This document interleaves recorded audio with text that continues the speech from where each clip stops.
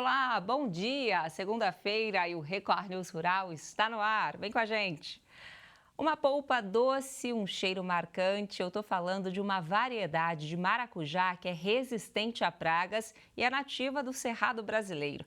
Ela é resultado de anos de pesquisas da Embrapa. Por fora, bem verdinho, mesmo maduro.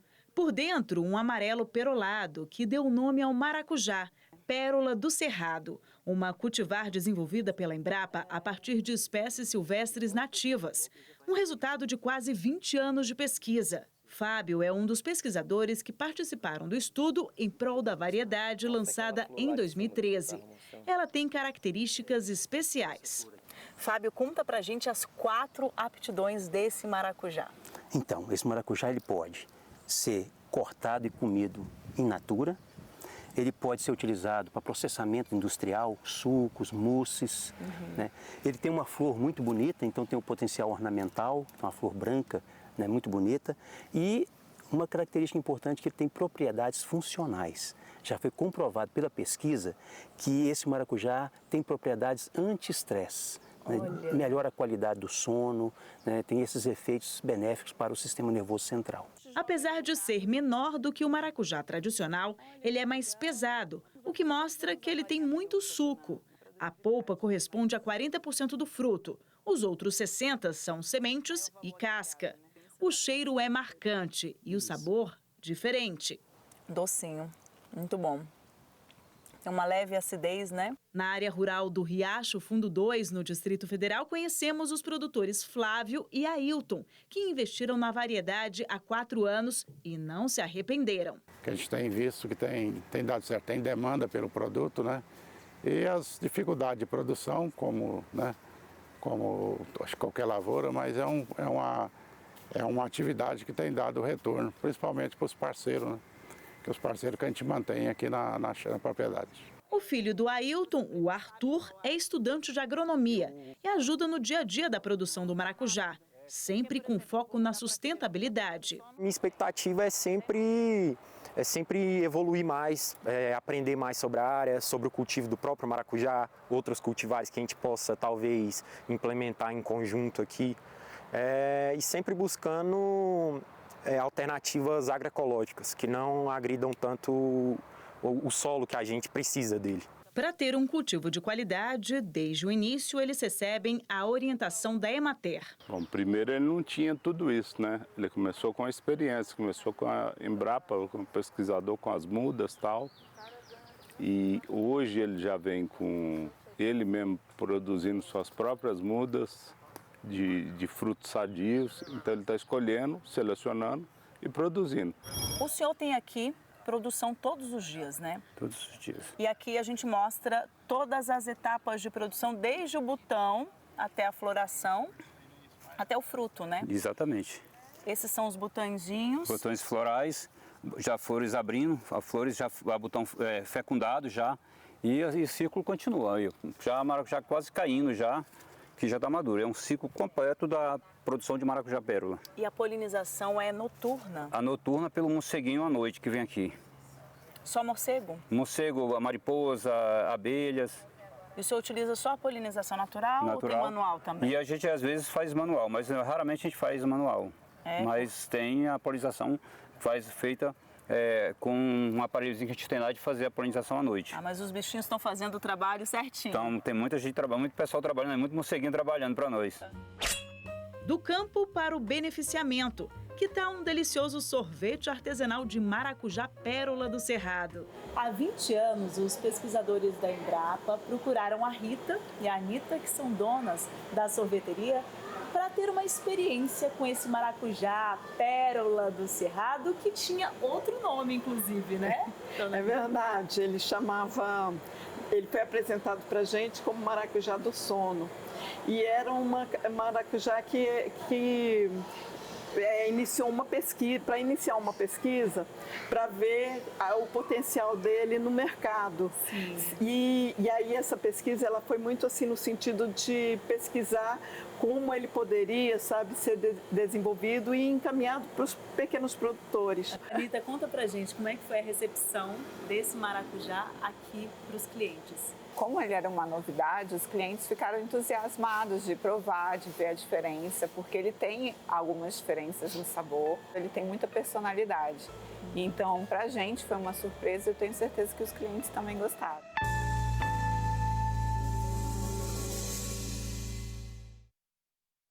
Os preços médios dos ovos registraram o menor patamar para o mês de janeiro em 6 anos, segundo o levantamento do CPEA. Em várias regiões acompanhadas pelo Centro de Pesquisas, as médias foram as menores para o período desde 2020. Até o dia 28 de janeiro, os preços estavam até 17% abaixo dos registrados em dezembro do ano passado e até 27% inferiores aos de um ano atrás. Na região de Bastos, no interior de São Paulo, a cotação média do ovo branco tipo extra a retirar na granja foi de R$ 105,57 a caixa com 30 dúzias, o que representa a queda real de 12% na comparação mensal e de 24,8% no comparativo anual. Já para o ovo vermelho, negociado na mesma praça, o valor médio de R$ 118,76 por caixa ficou 27,3% abaixo do registrado em janeiro de 2025. Em janeiro, a competitividade da carne de frango caiu em relação à suína. Já em comparação com a bovina, houve avanço. O levantamento do CPEA mostra que no atacado da Grande São Paulo, a desvalorização da proteína suína foi um pouco mais intensa do que a da avícola. No mesmo período, a carne bovina registrou leve valorização. Segundo o Centro de Pesquisas, a queda nos preços do frango e do suíno é típica do primeiro mês do ano. Nesse período, a demanda interna costuma ficar mais fraca. Isso resulta em um cenário de sobreoferta. Para a carne bovina, as altas até meados de janeiro garantiram um aumento da média mensal. Desde a última semana, porém, o ritmo dos negócios diminuiu. O Ministério da Agricultura e Pecuária anunciou a abertura de mercado para produtos agropecuários para o Sudeste Asiático. Para a Malásia, a autorização para a exportação de farinha processada e óleo de aves agrega valor a produtos derivados de reciclagem animal, processo responsável por transformar subprodutos em insumos de nutrição animal. Ano passado, o país importou quase 1 bilhão e 200 milhões de dólares em produtos agropecuários do Brasil. Para Mianmar, vão ser exportados amendoim, gergelim, castanha do Brasil, castanha de baru e mudas de café. Cenário difícil para a citricultura. As chuvas intensas de janeiro aumentaram as perdas e pressionam as cotações. Segundo o CPEA, a umidade excessiva elevou a incidência de podridões e de fungos nos pomares, provocando queda de frutos e comprometendo a qualidade e a vida útil pós-colheita da laranja. Pesquisadores explicam que parte da produção destinada à indústria acaba sendo perdida, enquanto outra parcela chega ao mercado com padrão inferior. Esse cenário amplia a pressão sobre as cotações em um ambiente que já apresenta oferta elevada. O recebimento de frutas no mercado spot permanece contido, com as indústrias concentradas no cumprimento dos últimos contratos e no processamento de fruta própria. Vamos ver agora se há previsão de chuva para esta segunda-feira pelo Brasil. Confira a previsão do tempo. A semana começa com instabilidades mais organizadas em parte do país, com chuva forte e risco de temporais, devido à atuação das ACAS, enquanto outras áreas seguem com tempo mais firme.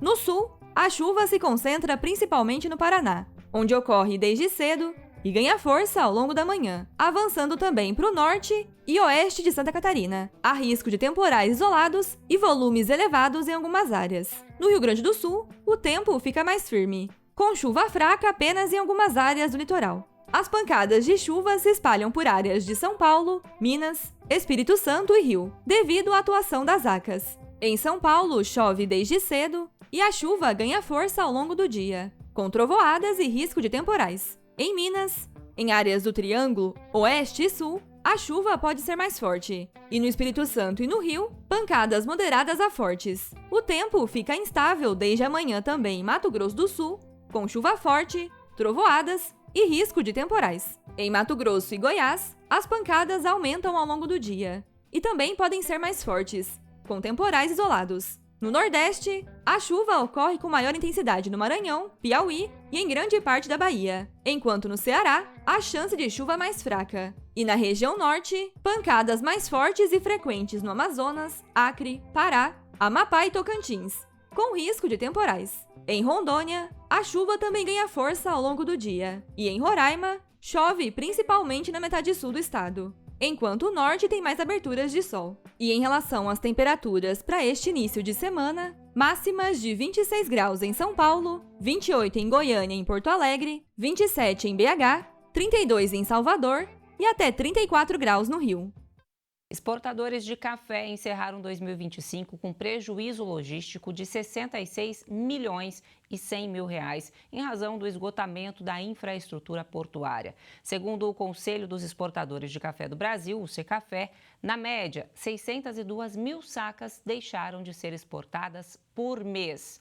E eu recebo aqui no Record News Rural o diretor técnico do Secafé, Eduardo Heron, que vai conversar com a gente sobre esse assunto e trazer outras perspectivas do mercado. Eduardo, bom dia para você. Olá, Sônia, bom dia a todos. Eduardo, esse cenário de 2025, desse prejuízo na questão das exportações, ele foi pontual de 2025 ou é algo que já vem de anos anteriores? Na verdade, Sônia, o Secafé vem fazendo desde o finalzinho de 2023 a indicação de haver problemas na infraestrutura portuária do país. Nós começamos a fazer o boletim DTZ, notamos elevados índices de atrasos de navios, chegamos a ter, para você ter uma ideia, em 2024, 85% de atrasos de navios, e isso tem uma consequência em toda a cadeia. Isso leva à lotação dos pátios dos terminais, a carga chega no porto para embarcar, não consegue entrar no terminal, então você tem uma série de consequências. E passamos a mensurar também, a partir de 2024, quanto isso representa, não somente nos prejuízos logísticos, mas também as transações comerciais que o Brasil deixou de receber nesses 2 últimos anos. Então, o Secafé vem alertando para esse esgotamento. Quando a gente analisa de um modo geral, em 2024, o Brasil passou o maior exportador de algodão do mundo. Então, nós temos hoje como segmentos do agronegócio café, açúcar, algodão, celulose, proteína animal, suco de laranja. Nos tornamos o maior exportador do mundo desses produtos, além do café. E, consequentemente, mostrou que a infraestrutura portuária do país não acompanhou as demandas da carga. E, com isso, gerou esses prejuízos para o setor em 2025 de 66 milhões de reais. Nosso diagnóstico é que quando a gente avalia todo o crescimento do agronegócio, Sônia, o agronegócio em 10 anos cresceu 72%, o que mostra que a infraestrutura portuária do país não acompanhou a mesma proporção do crescimento das cargas do agronegócio, principalmente a carga containerizada. Por que essa infraestrutura está esgotada, como o Secafé afirma, Eduardo? Bom, primeiro que nós temos aqui uma primeira avaliação de que falta indicadores logísticos e portuários para o país. O que a gente avalia, Sônia, é que quando você anuncia os recordes, o que é muito bom para o país, você esconde qual é realmente o desafio logístico do país. O que nós estamos noticiando de forma regular, é que o Brasil vem quebrando o recorde ano após ano com uma estrutura deficitária da infraestrutura portuária do país. E com isso, o governo não tem esses indicadores que possam realmente ter uma avaliação acurada de qual é a situação das cargas, e aí cria dificuldades para você ter políticas públicas que realmente visem melhorar a situação, o escoamento das safras do Brasil para as cargas. Você comentou sobre as cargas containerizadas. Como que a falta de condições para esse tipo de carga impacta especificamente as exportações do café? Bom, ele tem vários impactos. O primeiro deles é que o Brasil deixa de registrar transações comerciais no país. Uma vez que a carga chega no porto para embarcar e essa carga não é embarcada, o exportador deixa de receber. Com isso, você tem o primeiro impacto nas transações comerciais do país. O Brasil deixa de receber por esses embarques. As empresas exportadoras enfrentam desafios com fluxo de caixa, porque elas fizeram todo o trabalho de estufagem, de preparo da carga, enviaram para o porto, contratação de transporte interno, e aí depois você não tem um embarque. Então também mexe com o fluxo de caixa das empresas exportadoras. E mais ainda, vai para o produtor, porque o Brasil hoje é o país que mais repassa o preço FOB das exportações para o produtor.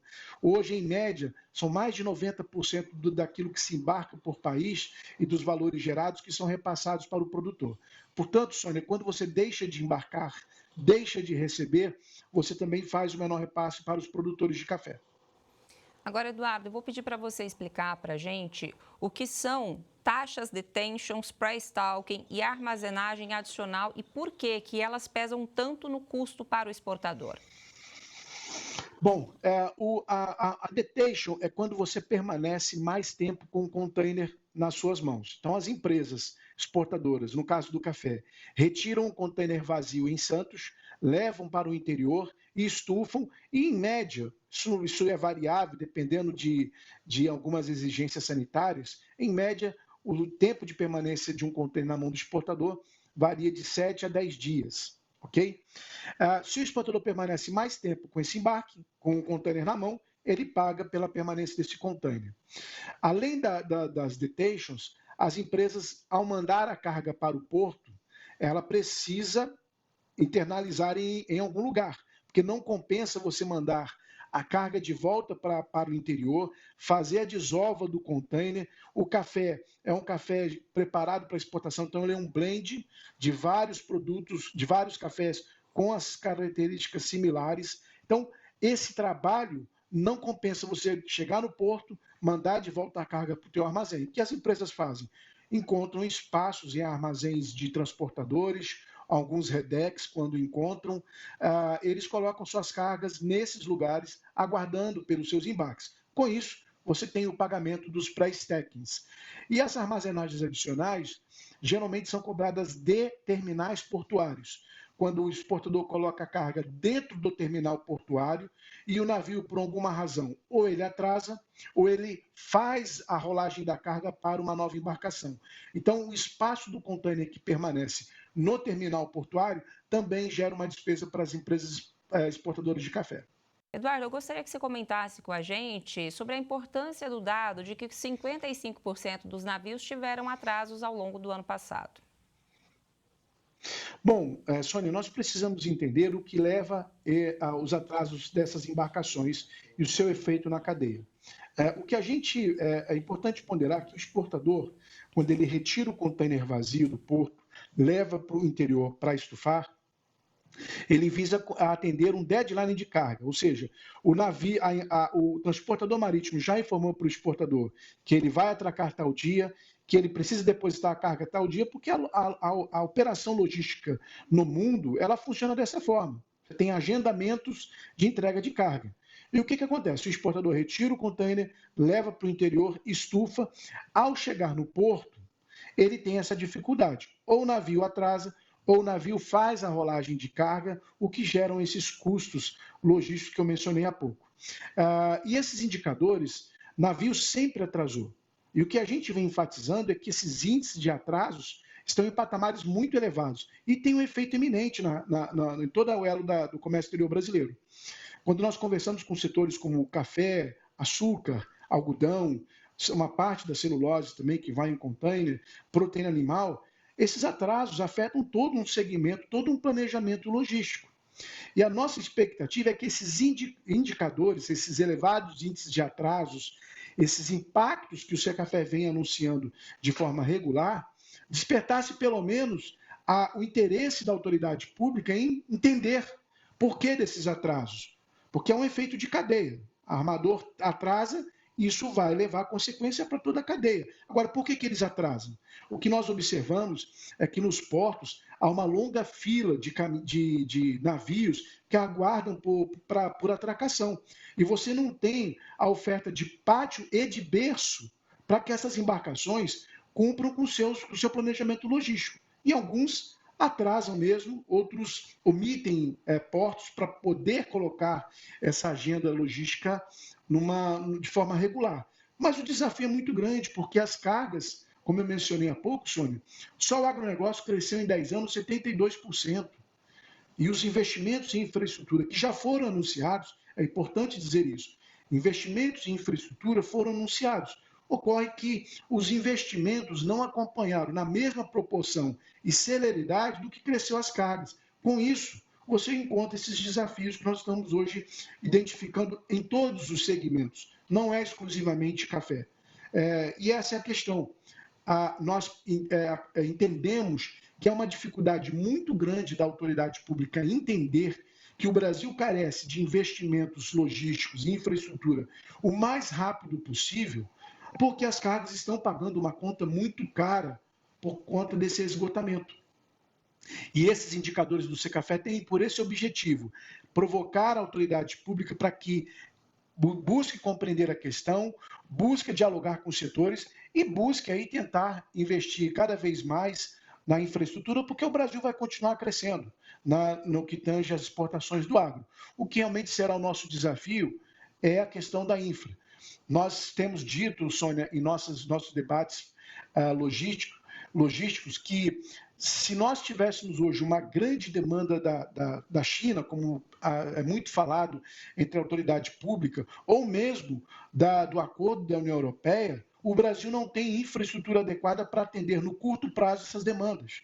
Então, o Brasil perde a oportunidade de poder oferecer seus produtos, que são produzidos de forma de qualidade, com sustentabilidade, e esses mercados que compram do produto brasileiro e vão continuar comprando, tem essas questões. Os importadores acabam questionando as empresas exportadoras por que não embarcaram, porque há esse entendimento. O próprio importador, Sônia, ele não entende como que um exportador não conseguiu embarcar a sua carga se a autoridade pública anuncia que o Brasil quebrou o recorde. Então, você tem hoje uma série de desdobramentos com essa ausência de indicadores, com essa falta de aprofundamento em conhecer a causa por parte da autoridade pública, o que limita políticas públicas mais rápidas para que os setores continuem entendendo a demanda que vem do exterior.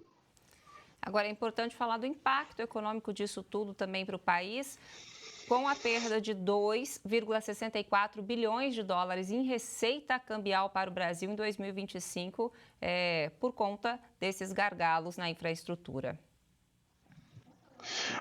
Sônia, olha, o que a gente vem acompanhando, e como eu falei, a gente participa de vários debates. Nós temos a convicção de que a autoridade pública ela não conhece esses desafios. O que a autoridade pública sabe é quanto que o Brasil exporta. Quanto que o Brasil exporta em volume, quanto que o Brasil exporta em receita, quais são os portos, qual foi o tipo de carga. Isso a autoridade pública, de fato, ela tem conhecimento. O que ela não tem conhecimento é qual o impacto que você tem quando você deixa de embarcar. E nós não estamos falando aqui de volumes pequenos. Só o setor cafeeiro, que hoje é o 7º produto mais importante da pauta do agronegócio, nós deixamos para trás 1.400 containers só até o mês de dezembro, o que gerou aí ao Brasil deixar de receber cerca de 2,6 bilhões de reais nas transações comerciais do país. Quem prejudica com isso? A empresa exportadora, porque ela deixa de receber e ela já pagou para o preparo do café, para o transporte interno do café interno, deixa de receber o produtor, porque o produtor também recebe uma parte desses valores da exportação, e deixa de receber também o governo, porque isso gera receita. É bom lembrar que o agronegócio brasileiro hoje, Sônia, representa 49% nas exportações da balança comercial do Brasil. Então é um setor importante e estratégico. Quando a gente observa que, ainda que esses diversos anúncios de investimentos anunciados ainda não se consolidaram e vão demorar a se consolidar, a pergunta que a gente sempre faz, o que fazemos até lá? Nós aqui, vou citar um exemplo, que é a questão do Tecon Santos 10. Né? Ele está sendo discutido desde 2019.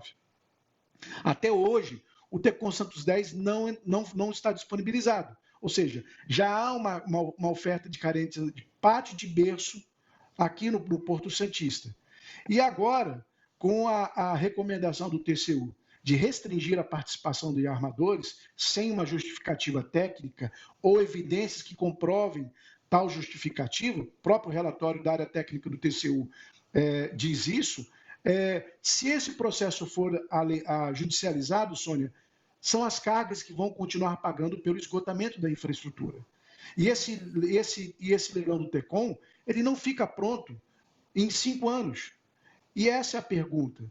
Em quanto tempo mais as cargas continuarão a esperar pela oferta da capacidade de pátio e de berço de terminais para evitar esses prejuízos? Está ficando insustentável para o agronegócio quebrar esses recordes e pagar uma conta enorme por conta desses prejuízos logísticos, por conta desse esgotamento claramente evidente no setor do agro.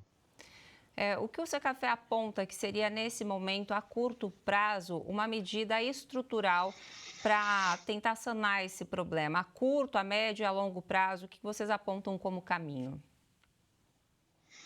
Olha, eu acho, Sônia, que hoje ainda pela manhã eu mencionei isso numa reunião de coalizão. Acho que antes de olharmos a infraestrutura como realmente o grande desafio, o nosso maior desafio inicial começa em convencer a autoridade pública de que nós carecemos de investimentos céleres em infraestrutura portuária no país. Essa talvez seja o nosso primeiro e maior desafio no momento, que a autoridade pública ela não tem essa percepção. O próprio Secafé, o ano passado, conversando com diversos parlamentares, com alguns executivos, alguns membros do executivo, a gente percebe que não se tem a visão de qual realmente é o prejuízo que o Brasil tem por não embarcar essas cargas. E é aí que está a questão. Nós, Secafé, estamos fazendo esse trabalho e entendemos que o nosso primeiro desafio é convencer a autoridade pública que nós temos problema, sim. Nós temos problema. Agora, temos que também ser justos em dizer que os investimentos que foram anunciados, não há dúvidas que serão muito importantes para o agronegócio brasileiro. O Porto de Santos, hoje o maior da América do Sul, por exemplo, ele carece de uma terceira via de descida de caminhões da Baixada Santista. E hoje circulam em Santos, em média, segundo a autoridade portuária, 15 mil caminhões diariamente. Então, nós precisamos de uma outra via de descida de caminhões da Baixada Santista. Nós precisamos de uma nova alça de acesso à área primária portuária do Porto de Santos. Nós precisamos do aprofundamento do calado para receber as grandes embarcações. Então, há uma série de investimentos que já foram anunciados e que, sem dúvida, serão muito importantes, mas que o tempo em que esses projetos ficarão prontos vai demorar muito. E com isso, segundo algumas estimativas, demora no mínimo 5 anos. Isso se o processo do leilão Tecon Santos 10 não for judicializado, que muito provavelmente será. Mas você pensa, o que as cargas irão fazer durante os próximos 5 anos se nós não temos essa infraestrutura adequada? Certamente vai acontecer, como nós vimos em 2024 para 2025. Em 2024, o setor café teve um prejuízo de 51 milhões de reais. Em 2025, tivemos 66. A tendência é que o custo Brasil, os prejuízos para o comércio exterior brasileiro, para o agro, para as empresas do agronegócio brasileiro, tendem a aumentar, porque as cargas seguem crescendo. E destacando que o que quebra recorde no Brasil não é porto. O que quebra recorde no Brasil é a carga. Se nós não temos hoje um planejamento logístico e políticas públicas para dar a condição adequada e célere às cargas, nós realmente vamos continuar aí tendo esses prejuízos acumulando, e porque há uma morosidade da autoridade pública em dar celeridade a esses processos que, sem dúvida, repito, serão muito importantes para o comércio exterior brasileiro. Certamente. Muito obrigada, Eduardo, pela sua análise, pela sua explicação aqui para a gente entender melhor o cenário e, de certa forma, tentar conscientizar para esse problema que vocês apontam, né? Eduardo Heron, diretor técnico do Secafé, muito obrigada. Tenha uma excelente semana. Muito obrigado, Sônia. Um abraço. Bom dia a todos. Um ótimo dia. Desejo para você também um ótimo dia, excelente semana, e esta edição do Record News Rural fica por aqui. Obrigada por tua companhia e audiência. Até a próxima.